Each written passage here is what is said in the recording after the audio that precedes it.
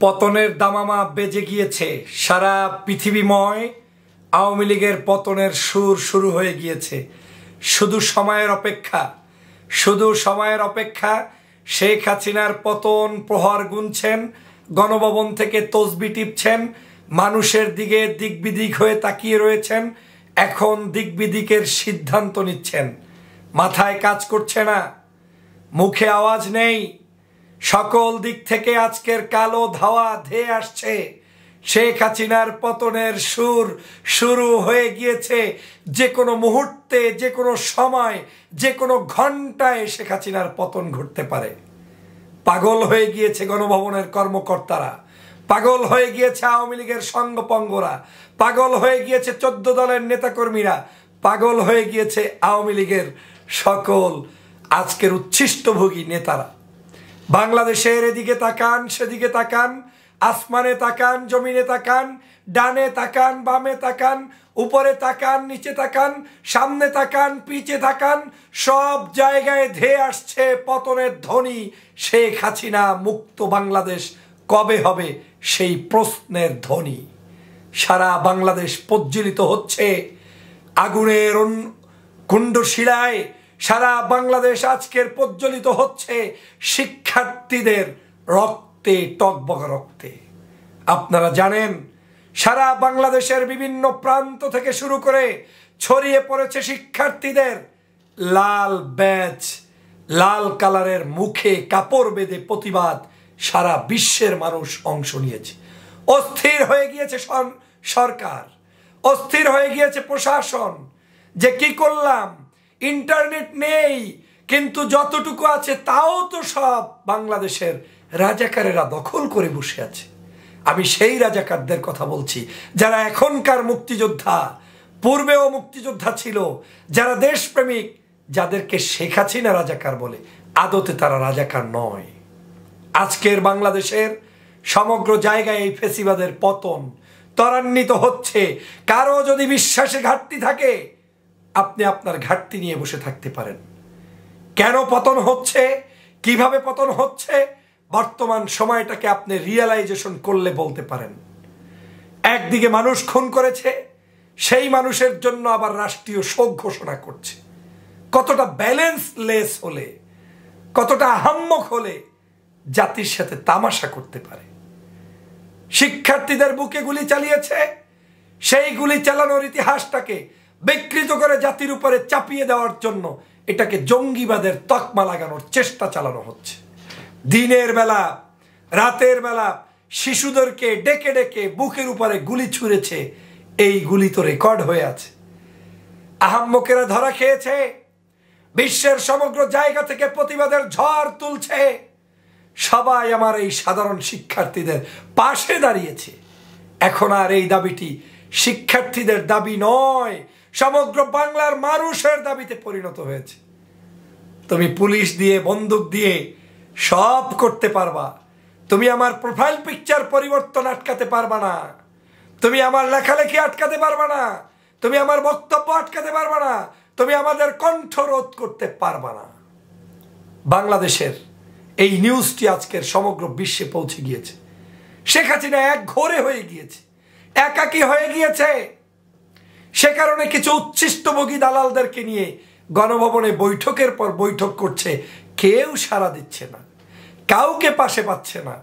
সবার সাথে বেইমানি করতে করতে এমন দশা হয়েছে, এই বর্তমান অবৈধ এই গণতান্ত্রিক সরকার প্রধান শেখ হাসিনার আজ তিনি একা হয়ে গিয়েছেন।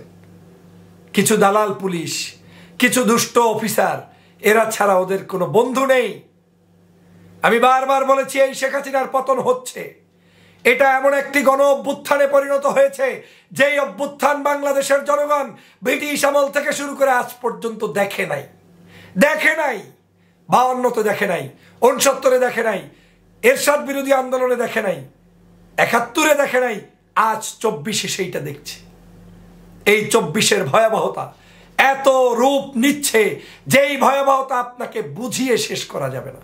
24-এ এসে বাংলাদেশের সমগ্র জাতপাত সবাই মিলে ঐক্যবদ্ধভাবে শেখ হাসিনার বিরুদ্ধে দাঁড়িয়েছে, যেটা বাংলাদেশের ইতিহাসে কোনো সরকার পতনে পূর্বে কখনো ছিল না। আওয়ামী লীগের পক্ষে থাকতো, বিএনপির পক্ষে থাকতো, কিছু সাধারণ মানুষ এদিক সেদিক যাইতো। আর এইবার প্রতিবাদ উঠছে সমগ্র কর্নার থেকে, টেকনাফ থেকে তেতুলিয়া, রূপসা থেকে পাথুরিয়া, কোনো জায়গার বাকি নেই। লন্ডন, আমেরিকা, কানাডা, তুরস্ক, মালয়েশিয়া, সিঙ্গাপুর, আরব বিশ্বসহ বিভিন্ন জায়গায় আজকের বিভিন্ন গণমাধ্যমগুলোর সামনে জাতি আজকের তাদের মুখ থেকে বুক ফুলিয়ে জনতার কথা বলছে। একটি ফ্ল্যাগ নিয়ে তারা ঝাঁপিয়ে পড়ছে, সেটা হচ্ছে মাতৃভূমির ফ্ল্যাগ, বাংলাদেশের ফ্ল্যাগ। পতনের পদধ্বনিতে শেখ হাসিনার গণভবন কাঁপছে। তাই ওবায়দুল কাদের বলছে, আমরা আরেকটু হলে শ্রীলঙ্কার মতো হয়ে যেতাম, তাই কারফিউ দেওয়ার কারণে শিক্ষার্থীরা গণভবন দখল করতে পারেনি। কতক্ষণ পারবে কারফিউ দিয়ে গণভবন রক্ষা করতে? এই গণভবন জনতার, এই গণভবন ছাত্রদের, এই গণভবন বাংলার প্রতিটি মানুষের। অতএব তারা তাদের ভবন উদ্ধার করবেই। বাংলাদেশের মানুষের সাথে প্রহসন করে, প্রতারণা করে, শত শত মানুষকে হত্যা করে আবারও ক্ষমতায় থাকার স্বপ্ন, সেটা এদেশে হতে দেওয়া যাবে না। তোমরা যদি এদেশের সব দলগুলোকে ব্যান্ড করো, নিষিদ্ধ করো, তারপরেও যারা বেঁচে থাকবে তারাই বাংলাদেশের মানুষের জন্য লড়াই করে যাবে। এ বিজয় একদিনে বন্ধ হওয়ার নয়। এ বিজয় আপনি শত চেষ্টা করলেও আর বন্ধ করতে পারবেন না। এ আন্দোলন সাধারণ শিক্ষার্থী শুধু নয়, সমগ্র মানুষের আন্দোলন। আমি সে কারণে বলেছি, আপনাদের হতাশ হওয়ার কিছু নেই। এই সরকার, গবেষণা বলছে, মানুষ বলছে, আজকের বুদ্ধিজীবীরা বলছে, রাজনীতিবিদরা বলছে যে এই সরকারের আয়ু শেষ। এখন সে আইসিইউতে আছে, কোমায় চলে যাচ্ছে, যে কোনো মুহূর্তে পড়তে পারে। সেটা কেউ বলছেন 1 দিন, 5 দিন, 15 দিন, 1 মাস, সর্বোচ্চ 3 মাস। 2-1 জনকে শুনেছি 6 মাসও।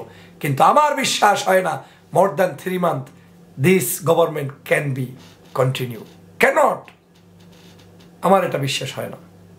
প্রিয় সহযোদ্ধা ভাইরা, পৃথিবীর যে প্রান্ত থেকে আসছেন, আপনি দেশপ্রেমে উদ্বুদ্ধ হন। যে কোনো মূল্যে ফ্যাসিবাদের পতন নিশ্চিত করার জন্য আপনাদেরকে দাঁড়িয়ে যেতে হবে। কোথায় কাদের? কোথায় শেখ হাসিনা? কোথায় পলক? কোথায় আজকের তোমাদের সেই বিচারপতি মানিকগঞ্জ? একটু তাকিয়ে দেখো।